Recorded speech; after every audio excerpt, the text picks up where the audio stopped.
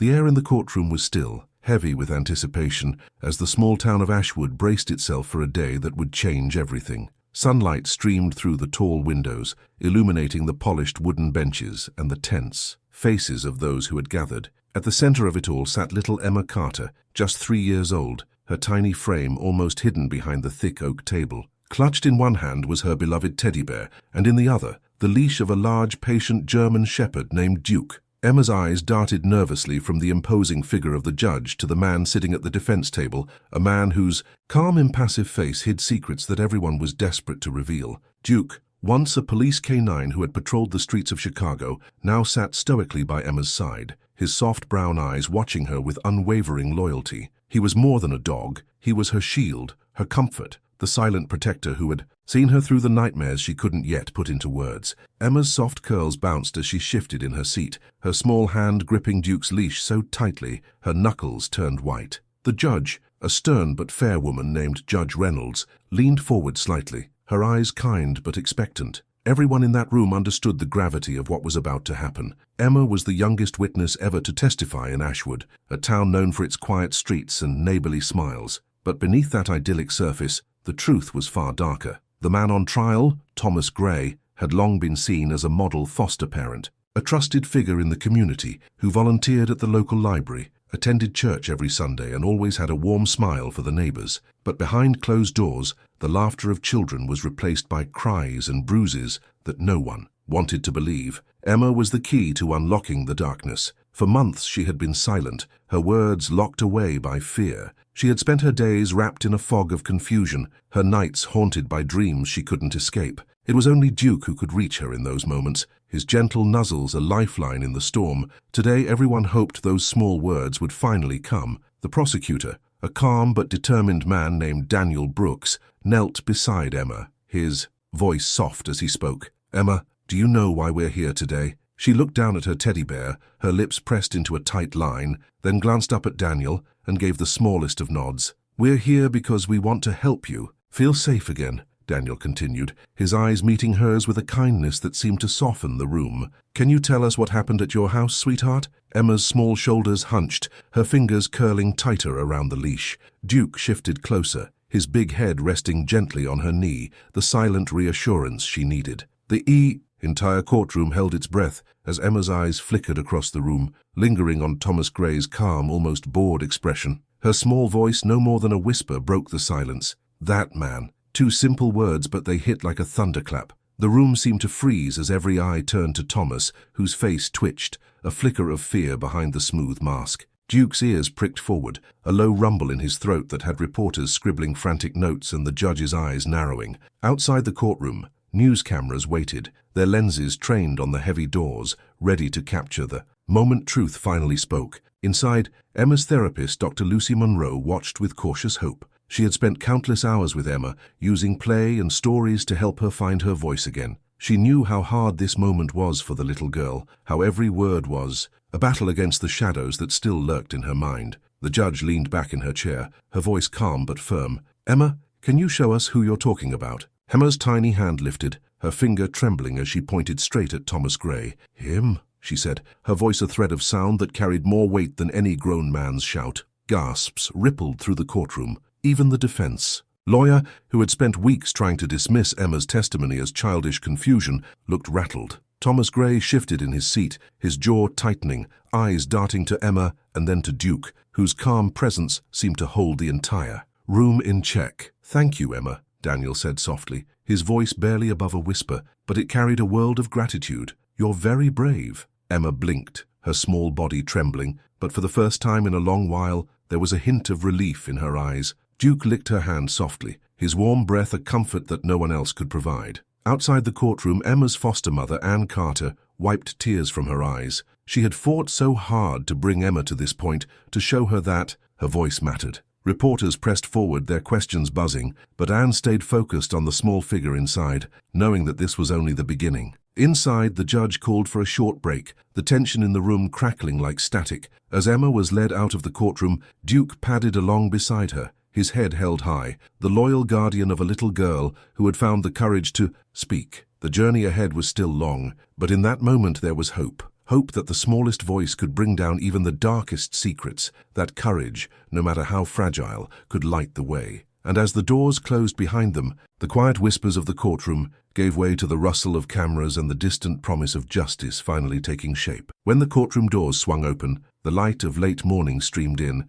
and the small crowd outside parted to let Emma pass. Her tiny hand clung to Duke's leash as she shuffled forward, her steps uncertain but determined. Anne bent down to whisper words of comfort in her ear, and Emma looked up at her with wide eyes that seemed to carry the weight of the entire room. The courthouse steps were crowded with reporters, their questions firing like sharp arrows, but Anne shielded Emma with a gentle arm, her eyes fixed ahead. "She's done enough," Anne said firmly when a reporter called out, "How does it feel to finally hear Emma speak?" Her voice didn't waver, but her hand on Emma's shoulder tightened with quiet resolve. As they moved away from the noise, the weight of the morning seemed to settle around them like a thick fog. They made their way to a small park across the street, where Emma could breathe freely. She sat on a worn wooden bench beneath a tall oak tree, Duke lying protectively at her feet. The town of Ashwood bustled around them, but in that small circle of shade, time felt like it had slowed. Anne knelt in front of Emma, her voice soft. "You did so well today, sweetheart.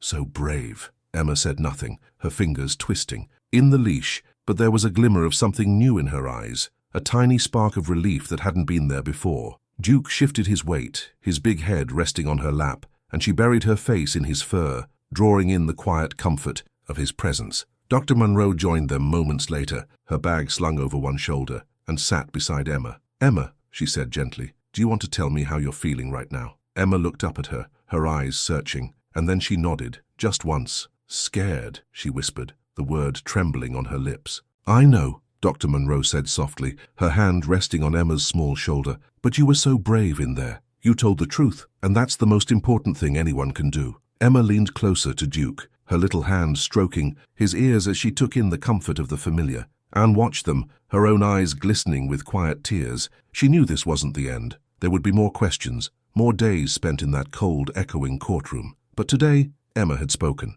That was the start of something stronger. Across the street, the courthouse remained a hive of activity. Lawyers in dark suits hurried in and out, their voices low and urgent. A local news crew set up a camera on the courthouse steps, the bright lens capturing every detail of the day. Inside, Thomas Gray sat in a small room, his lawyer whispering hurriedly in his ear. His face was a pale mask of calm, but his fingers drummed restlessly on the polished wood of the table. He had watched Emma point at him, heard those two small words that seemed to echo in every corner of the room, and for the first time his confidence had cracked. Back outside, Dr. Munro and Anne shared a look over Emma's head, a silent understanding passing between them. "She'll need to come back," Dr. Munro said quietly. "There are still more questions to answer." Anne nodded, her jaw tight. "We'll be ready." Emma sat quietly, her small hand resting on Duke's head, and watched the world move around her. Cars rumbled by on the street, and children played in the distance, their laughter bright and distant. For a moment, she let herself just watch,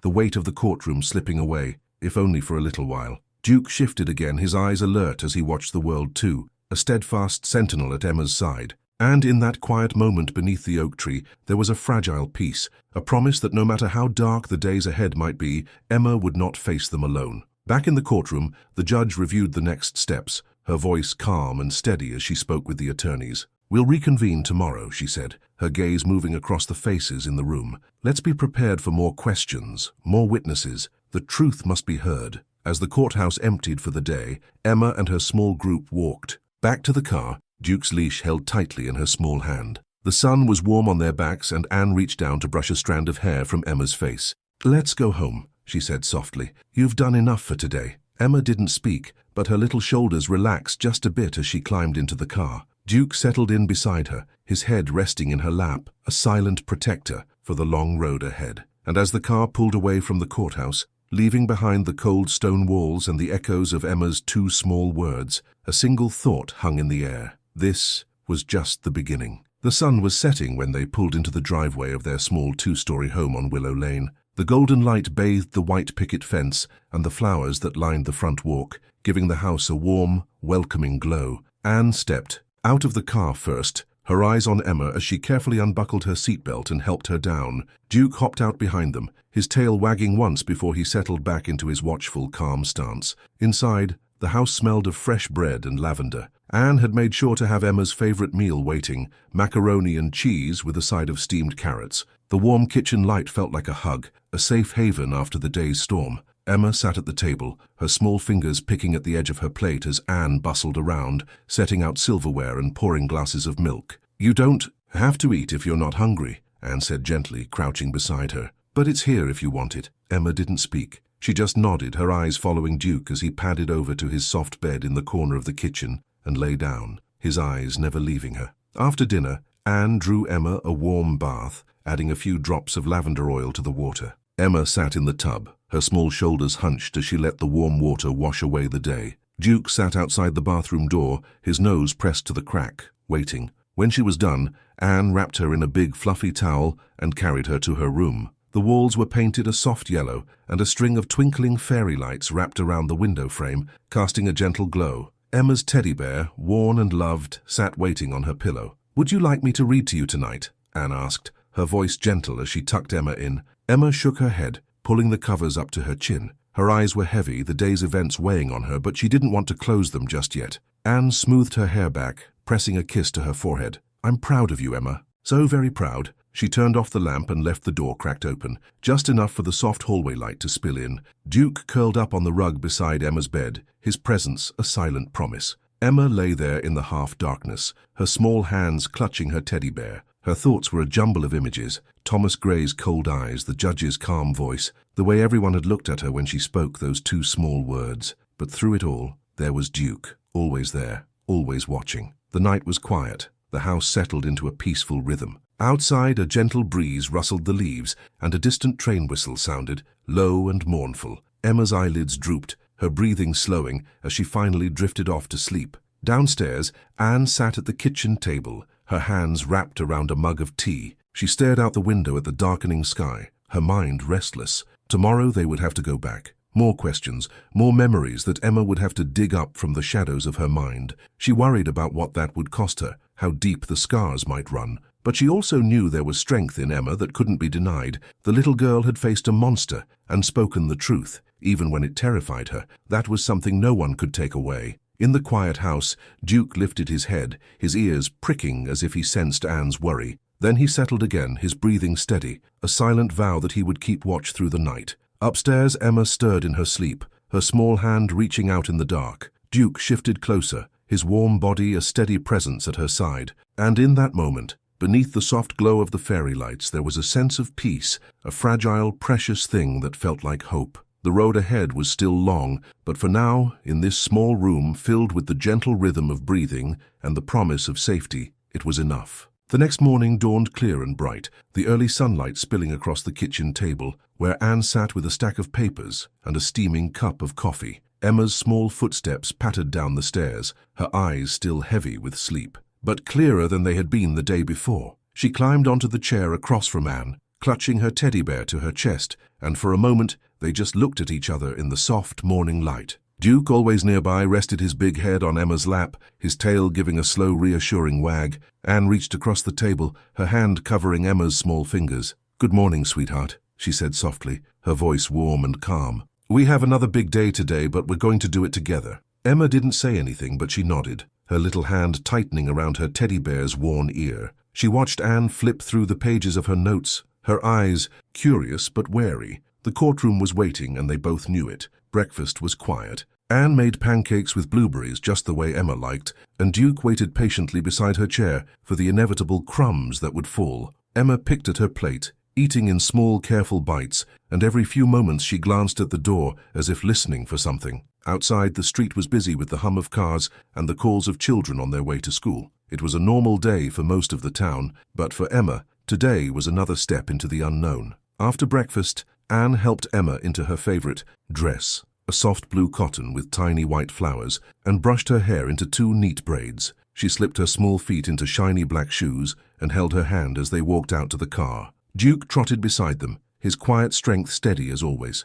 The drive to the courthouse was short, but the silence inside the car felt long. Emma stared out the window, watching the world blur past, her teddy bear clutched tight in her lap. Anne kept one hand on the wheel and the other on Emma's knee, her thumb stroking gentle circles as if to soothe them both. When they arrived, the courthouse steps were already crowded. Reporters stood behind yellow lines, their cameras pointed at the doors, their voices low and urgent. Anne didn't look at them as she led Emma inside, but she could feel their eyes, following them, hungry for any sign of what the day would bring. Inside, the air was cool and smelled faintly of old wood and coffee. Emma's small footsteps echoed on the marble floor as they walked down the long hallway. Duke walked close to her side, his big body a shield against the world. At the end of the hallway, Dr. Monroe was waiting, her kind eyes and warm smile a welcome sight. She knelt down to Emma's level, her voice gentle. "Are you ready, Emma?" Emma took a shaky breath and nodded. "Good girl," Dr. Monroe said, her hand resting briefly on Emma's shoulder. "Remember, you're safe, and Duke is here to help you." They entered the courtroom together, and Emma's small hand tightened around the leash as she walked to her seat. The room was already filled with quiet whispers and the rustle of papers, but when Emma entered, the noise seemed to fall away. She climbed up onto the wooden chair that had been set aside just for her, her eyes wide as she looked around the room. Thomas Gray sat at the defense table, his face calm but his eyes sharp as they watched Emma. The judge gave Emma a small nod of encouragement, and Daniel Brooks, the prosecutor, approached with the same calm, patient smile he'd worn the day before. "Good morning, Emma," he said softly, his voice steady. "Do you remember me?" Emma nodded, her small fingers tangled in the leash. "Can you tell us how you're feeling today?" Daniel asked, his voice quiet, giving her time. Emma's voice was barely a whisper. "Okay," she said, though her eyes betrayed the fear still there. Duke shifted closer, his big head pressing against her leg, and Emma reached down to stroke his fur, drawing comfort from the warmth beneath her fingers. Daniel continued gently, his questions careful and soft, giving Emma space to find her words. With each question, her voice grew a little steadier, her eyes a little clearer. The courtroom listened, every person holding their breath, as the smallest voice in the room spoke the truth everyone needed to hear. And when Emma finally looked up and met Thomas Gray's gaze again, her hand didn't tremble. She spoke in a voice that was small but strong. "He hurt me," she said simply, the words cutting through the silence like a blade. The judge's expression didn't change, but there was a flicker of something in her eyes. Respect, maybe, or sorrow for the burden this tiny girl had to carry. Thomas Gray shifted in his seat, his jaw tight, his hands clenched on the table. Outside, the sun rose higher in the sky, its light streaming through the tall windows and painting the wooden floors with gold. Inside, in the stillness of the courtroom, Emma's voice rang out again, each word another piece of the truth she had carried alone for far too long. And as the morning light caught in her braids and the soft fur of Duke's head, it felt, for a moment, like the first rays of hope in a long, dark winter. The courtroom seemed to hold its breath as Emma spoke, her small voice steady even as her fingers twisted in Duke's leash. Thomas Gray's lawyer, a sharp-eyed man named Mr. Bradley, stood slowly, his expression carefully neutral. "Your Honor," he said in a measured tone, "with respect to the witness's age, I'd like to clarify her understanding of the events she's describing." Judge Reynolds gave him a nod, her expression calm. "You may proceed, Mr. Bradley, but be mindful of her age and her trauma." Mr. Bradley turned to Emma, his smile tight and polite. "Emma," he began, his voice soft in a way that felt almost false, "do you remember the day you said Thomas hurt you?" Emma's eyes flickered to him, then back to her teddy bear, her small body tensing. Duke shifted, pressing closer to her side. "Yes," she said, her voice quiet but clear. "And can you tell me what happened that day?" Mr. Bradley asked, his tone gentle but his eyes sharp, searching for any crack in her story. Emma swallowed, her lips trembling. "He yelled," she said softly, "and he hit me. He said I was bad." A murmur rippled through the courtroom, and Mr. Bradley's smile faltered just a bit. "Emma," he said, his voice calm, "sometimes little kids fall or get hurt by accident. Are you sure that's what happened?" Emma looked up at him, her small brow furrowed, and for a moment there was nothing but the hush of the room around her. Then she nodded once, her chin lifting just slightly. "Yes, he hurt me." Daniel Brooks stepped forward, his voice gentle but firm. "Emma," he said, "you're doing so well. You're very brave." She turned her eyes to him, and for the first time that morning, she managed a small, shaky smile. Mr. Bradley pressed on, his questions carefully worded, but Emma's answers remained steady. Each word from her small mouth seemed to carry a weight that filled the room, weaving a story no one could ignore. At the defense table, Thomas Gray sat still, his face pale and tense. Every so often he glanced at Emma, his eyes dark and calculating, but she didn't look away. She kept her hand on Duke's head, drawing strength from his calm presence. Outside the courthouse, the town of Ashwood was abuzz with whispers and rumors. Neighbors who once nodded politely over white picket fences now gathered in small knots. On porches and sidewalks, their voices low and urgent. "Did you hear what she said?" one woman murmured to her friend, a hand pressed to her mouth. "I never thought Thomas could—" Her friend shook her head, eyes wide with disbelief. "I saw him at the fall festival last year. He gave Emma a balloon. He seemed so kind. In the small park across the street, children played, their laughter carrying in the warm afternoon air, but even their games seemed quieter, the weight of what was unfolding in the courthouse hanging over the whole town like a storm cloud." Back inside, Dr. Monroe sat at the back of the room, her hands folded tightly in her lap. She had spent months working with Emma, helping her find the courage to speak, and she knew how much this moment cost her. Anne sat beside her, her eyes never leaving Emma. She wanted to rush forward, to pull her into her arms and tell her she was safe, but she knew this was Emma's fight to finish.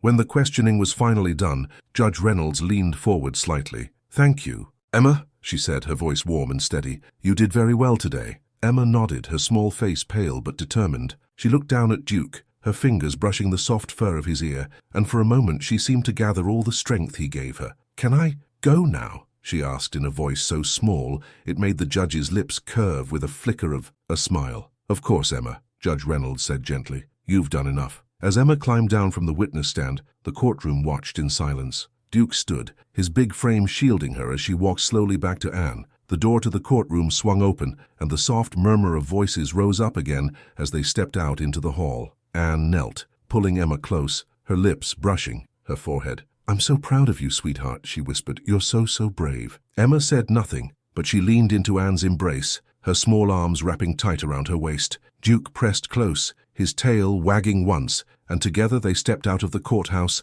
and into the waiting light of the afternoon. Outside, the reporters surged forward, their questions sharp and hungry, but Anne held Emma close, shielding her from the cameras and the noise. "No more questions today," she said firmly, her voice calm but unyielding. "Emma needs to rest." And so they walked away, the courthouse behind them and the road ahead still uncertain, but for the first time in a long while there was a sense of possibility in the air, a fragile, flickering hope that no matter how dark the shadows might be. Emma's small, brave voice had already begun to bring the light. Anne led Emma and Duke away from the courthouse steps and down the quiet side street that wound its way through the heart of Ashwood. The sun was warm on their backs, and the air smelled faintly of fresh-cut grass and lilacs from the gardens. They passed. Emma clutched her teddy bear to her chest, her small shoulders still tense, but she walked with her chin up, her eyes on the ground in front of her. Duke kept pace at her side, his steady presence a comforting shadow in the afternoon light. They stopped at a small bakery on the corner, its windows filled with golden loaves of bread and sweet pastries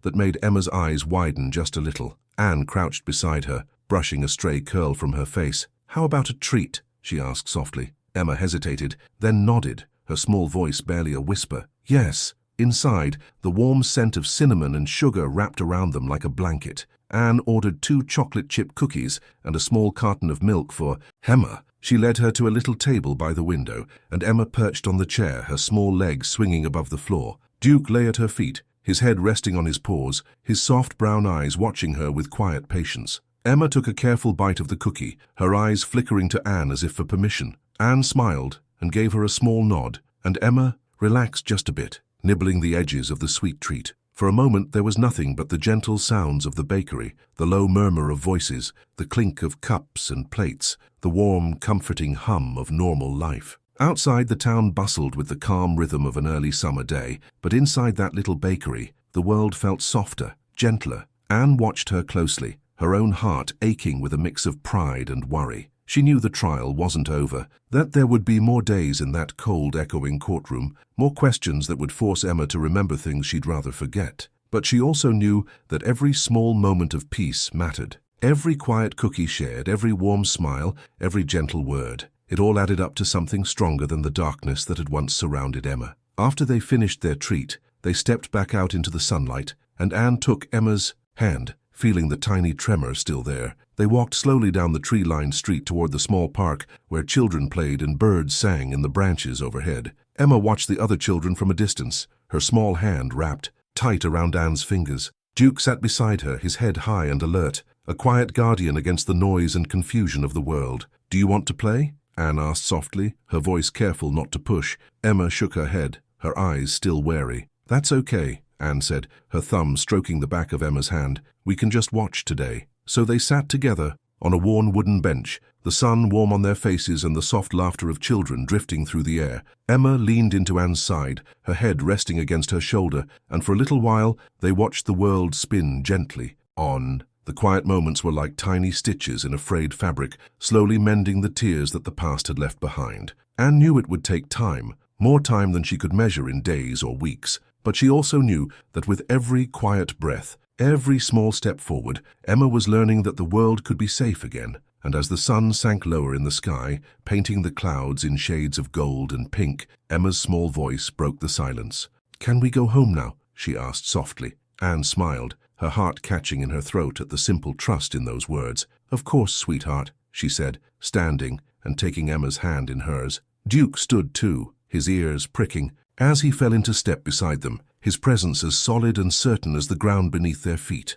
Together they walked back down the quiet street, the courthouse far behind them, and the promise of a safe home waiting ahead. Each step was a promise, a quiet, unspoken vow that no matter how long the journey might be, they would face it together. That evening, the house on Willow Lane was filled with the comforting smells of dinner, simmering chicken soup, and freshly baked rolls that warmed the air. Emma sat at the kitchen table, her small hands tracing patterns on the wood as Anne stirred, the pot on the stove. The soft light from the overhead lamp bathed the room in a gentle glow, turning the walls into a warm cocoon against the gathering night outside. Duke lay sprawled across the floor by Emma's chair, his soft snuffles and steady breathing a calming soundtrack to the quiet evening. Emma's teddy bear sat beside her, its worn fur tucked protectively against her side. Anne set a steaming bowl of soup in front of Emma and then sat across from her, her eyes kind and watchful. "It's okay if you're not very hungry tonight," she said gently, brushing a stray hair from Emma's forehead.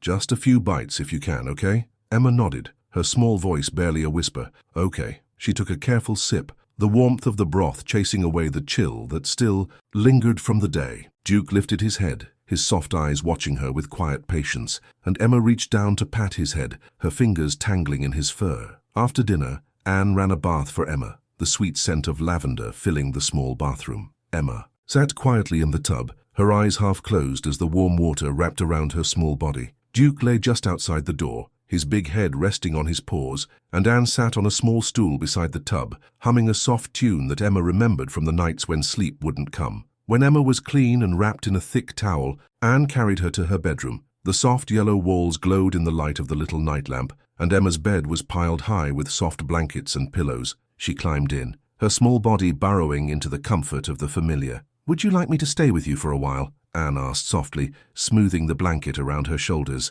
Emma nodded, her small voice catching in her throat. "Yes, please." Anne sat beside her, her hand resting gently on Emma's back as she read aloud from a well-worn book of fairy tales. Her voice was low and soothing, the words weaving a soft spell around the small room. Outside, the wind rustled through the trees, and the distant call of a train whistle drifted on the night air. Emma's eyelids grew heavy, her small fingers clutching her teddy bear as Anne's voice filled the space around her. Duke shifted closer, his breathing slow and even, a comforting rhythm in the quiet room. When Anne finally closed the book and leaned down to press a kiss to Emma's forehead, the little girl sighed, her body relaxing into the softness of the bed. "Good night, sweetheart," Anne whispered, her voice a promise. "You're safe now." Emma's eyes fluttered open for just a moment, her gaze meeting Anne's with a fragile, trusting light. "Night," she whispered back, her voice small, but sure. Anne left the door open a crack, the soft glow of the hallway light spilling into the room. She paused in the doorway, watching as Emma's breathing slowed, her small face peaceful in the warm light.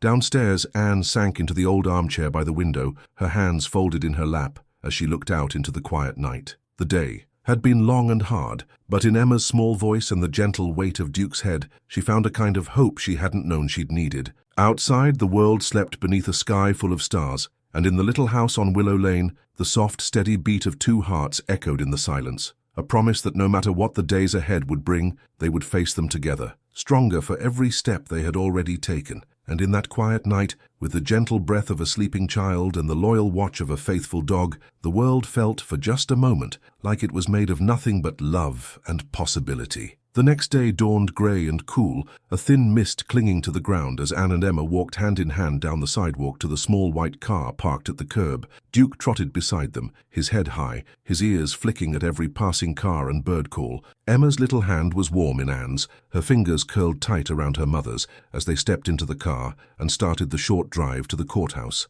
The road was quiet in the early morning, the familiar houses and trees of Ashwood passing by in a gentle blur. Emma stared out the window, her small face calm but watchful, her teddy bear cradled in her lap. Anne reached over to tuck a loose strand of hair behind her ear, her touch gentle and reassuring. "You're so strong, sweetheart," she said softly. "No matter what happens today, remember that." Emma nodded, her eyes never leaving the passing houses. At the courthouse the air was thick with the same hush as the days before, the same careful whispers and the low shuffle of feet on polished floors. Reporters stood behind their ropes, their cameras trained on the heavy doors. Anne held Emma's hand a little tighter, guiding her up the courthouse steps with Duke close behind. Inside, Dr. Munro was waiting in the hallway, her calm smile like a light in the grey morning. She knelt beside Emma, her voice soft. "You ready, Emma?" Emma hesitated, then nodded. "Good girl," Dr. Munro said, her hand resting gently on Emma's shoulder. "You've already done the hardest part." In the courtroom,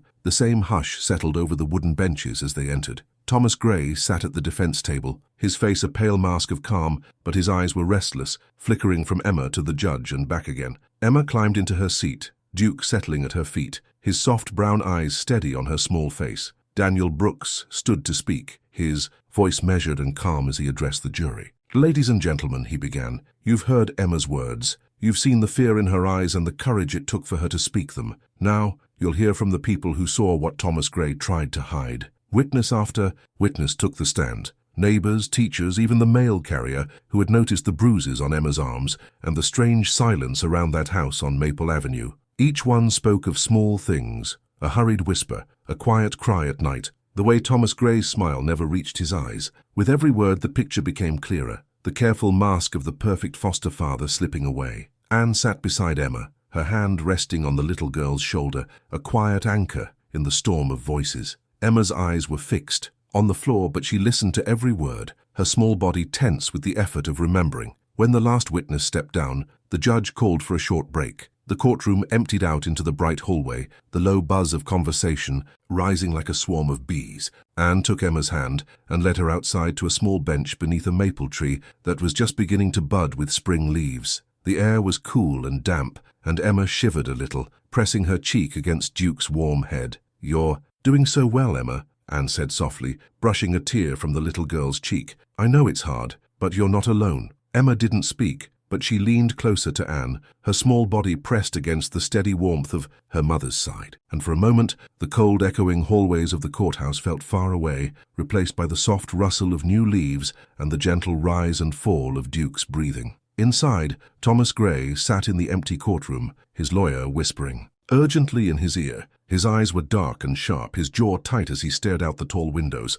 But for all his careful calm, there was a flicker of something else in his eyes, something brittle and uncertain, like glass that's been cracked but not yet shattered. The road ahead was still long, and Anne knew there would be more hard days to come. But in that small circle of warmth beneath the maple tree, she felt a quiet strength in the little girl pressed against her side. And as they sat there together, the first rays of the sun breaking through the grey clouds above, there was a glimmer of hope in the soft spring air, a promise that no matter how long it took, the truth would be heard and the light would find its way through. When the break ended, Emma and Anne walked slowly back into the courthouse, the heavy doors creaking open to reveal the quiet waiting room inside. The sun had broken through the clouds, its light slanting through the high windows and painting warm gold across the polished wooden benches. Emma held her teddy bear close, her small steps careful and sure as she took her seat once again. Duke settled beside her, his big head resting on her knee, his tail giving a small wag as if to say, "I'm here." The judge's voice was calm. As she called the court to order, her eyes meeting Emma's with a flicker of warmth. "We'll begin again," she said softly, and the room seemed to settle into a hush, the air thick with expectation. Daniel Brooks rose and called the next witness, Dr. Munro. She walked to the stand with quiet grace, her eyes calm but fierce as she raised her hand to be sworn in. Emma watched her closely, her small brow furrowed in concentration. "Dr. Munro," Daniel began, his voice steady, "can you tell us about your work with Emma?" Dr. Munro nodded, her eyes kind as she glanced at Emma. "I've been working with Emma for several months now," she said. "She's a remarkable child, resilient and strong, but deeply affected by what she's been through." Mr. Bradley stood to object, his tone sharp. "Your Honor, we don't want to confuse the jury with psychological jargon." The judge shook her head, her voice firm. "Overruled. Proceed, Mr. Brooks." Daniel nodded and turned back to Dr. Monroe. "Can you tell us about Emma's progress in therapy?" Dr. Monroe's voice was calm and sure. "Emma was very withdrawn when she first came to me. She had trouble speaking about what happened, and she showed signs of severe trauma, nightmares, fear of loud voices, and difficulty trusting adults. But with time and the help of her therapy dog Duke, she's begun to open up. Her progress is a testament to her courage and the support she's received from her foster mother." A soft murmur ran through the courtroom, the quiet weight of her words settling over every person there. Emma sat very still, her small hand clutching Duke's leash, her eyes fixed on Dr. Monroe's face. Mr. Bradley stood again, his voice careful and calm. "Dr. Monroe, are you suggesting that a child as young as Emma can accurately remember what happened to her?" Dr. Monroe's eyes met his squarely. "Children remember far more than we sometimes give them credit for," she said, simply. "Especially when those memories are tied to fear and pain." There was a long, heavy silence. Then Mr. Bradley sat down, his jaw tight, his eyes flickering away. Daniel thanked Dr. Monroe and called his final witness, a social worker named Ms. Harris, who had visited Thomas Gray's home many times. Ms. Harris's testimony was quiet but devastating. She spoke of bruises that couldn't be explained, of Emma's sudden silences, and of the cold, watchful way Thomas Gray's eyes would follow her every move. Emma listened, her eyes wide, her small body leaning into Duke's steady presence. When Ms. Harris finished, the prosecutor rested his case, and the judge called for closing statements. Daniel's voice was calm but firm as he spoke to the jury. "You've heard the truth today," he said. "A child's voice, small but powerful, and the voices of those who saw what Thomas Gray tried to hide. Now it's up to you to decide what kind of community we want to be. A community that protects its most vulnerable, or one that turns away." Mr. Bradley spoke next, his tone measured, his words carefully chosen. He urged the jury to be cautious, to remember that memories can be fragile, that children can be mistaken. But his voice seemed to falter as he spoke, as if he knew the weight of Emma's simple words could not be undone. The judge's final instructions were clear and kind. Then the jury filed out, the door closing behind them with a soft click that echoed in the silent room. Emma let out a small breath, her shoulders relaxing just a little. Anne put her arm around her, holding her close, and Duke pressed closer too, his soft eyes watching her face. Outside the courthouse, the sun was bright and warm, the sky a clear blue that seemed to promise better days. But inside, the waiting began. Emma sat quietly beside Anne, her head resting on her mother's shoulder, her teddy bear safe in her arms. Duke lay across their feet, his quiet weight a steady comfort. And though the road ahead was still uncertain, there was a quiet strength in the room. A small girl who had found her voice, and a promise that no matter what came next, she would never have to face it alone. The jury deliberated for hours. The door to their small room closed tight, the air in the courthouse thick with waiting. Outside, the late afternoon sun cast long shadows across the square. The laughter of children playing in the distance, a quiet counterpoint to the tense silence inside. Anne sat with Emma in the hallway, her arm wrapped protectively around the little girl, who clutched her teddy bear and leaned her cheek against Duke's soft fur. Every so often, Emma's small fingers would tighten in the dog's fur, drawing comfort from the warmth and strength of his steady presence. Daniel Brooks paced the marble floor, his face drawn but hopeful, while Dr. Monroe sat beside Anne, her calm voice weaving gentle reassurances that wrapped around Emma like a soft blanket. "No matter what happens, Emma, you were brave," she said softly. "You told the truth, and that's more powerful than anything else." Emma didn't speak, but she nodded, her small face serious and thoughtful, her eyes fixed on the closed door at the end of the hall. When the jury finally returned, the courtroom filled quickly, the wooden benches creaking under the weight of anxious neighbors and watchful reporters. The judge called the room to order, her gavel sharp against the silence, and the foreperson, a woman with kind eyes and steady hands, stood to speak. "We, the jury," she said in a voice that was clear and calm, "find the defendant Thomas Gray guilty on all counts." A collective sigh seemed to ripple through the room, a soft exhale of relief and sorrow and hope all tangled together. Anne pulled Emma close, her arms wrapping around her like a promise, and Emma let out a small breath she hadn't even known she was holding. Duke pressed his big head against her knee, his tail thumping once, as if he too understood the weight of that moment. Thomas Gray sat still at the defense table, his face pale and his eyes flat, the final mask of calm crumbling away as the reality of the verdict settled over him. Mr. Bradley's shoulders slumped, his voice a quiet murmur as he spoke to his client, but the words were lost in the sudden buzz of relief that filled the room. Judge Reynolds's voice rose above it all, steady and clear. "Sentencing will be held next week," she said. "For now, this court thanks the jury for their careful deliberation and for their service to this community." Emma didn't understand all the words, but she understood the gentle squeeze of Anne's hand in hers, the quiet strength in Dr. Munro's smile, and the steady, warm weight of Duke's head on her lap. Outside, the sun was beginning to set, the sky painted in soft pinks and golds that made the white columns of the courthouse glow like something out of a storybook. Reporters gathered on the steps, their voices hushed but urgent, but Anne guided Emma away from the noise, her hand steady on the small of her back. "We're going home," she said softly. "You've done more than enough, sweetheart." Emma nodded, her small face calm, her steps sure as they walked down the steps and into the fading light. Duke trotted beside her, his tail wagging slow and steady, his eyes bright with the same quiet strength he had carried through every step of this long journey. That night, back at the little house on Willow Lane, Emma curled up in her bed, the soft glow of the fairy lights casting gentle shadows on the walls. Anne sat beside her, her hand stroking her hair as she whispered stories of brave girls and loyal dogs, of monsters vanquished and families made whole. Emma listened with her eyes half closed, the warmth of Duke pressed against her side, her teddy bear safe in the crook of her arm. And when sleep finally claimed her, it was deep and dreamless, the soft, even breaths of a little girl who had found her voice and, in doing so, had found a place in the world that was safe and kind. Outside, the town of Ashwood settled into the quiet rhythm of evening, the courthouse standing tall against the darkening sky. The echoes of Emma's two small words still lingered in the air, quiet but strong, a promise that even the smallest voices can shine a light into the deepest shadows. And as the stars bloomed above and the moon rose gentle and bright, the little girl who had once trembled in the courtroom slept on, wrapped in the gentle promise of tomorrow, where every step forward would be met with love and the unwavering loyalty of those who would never let her walk alone.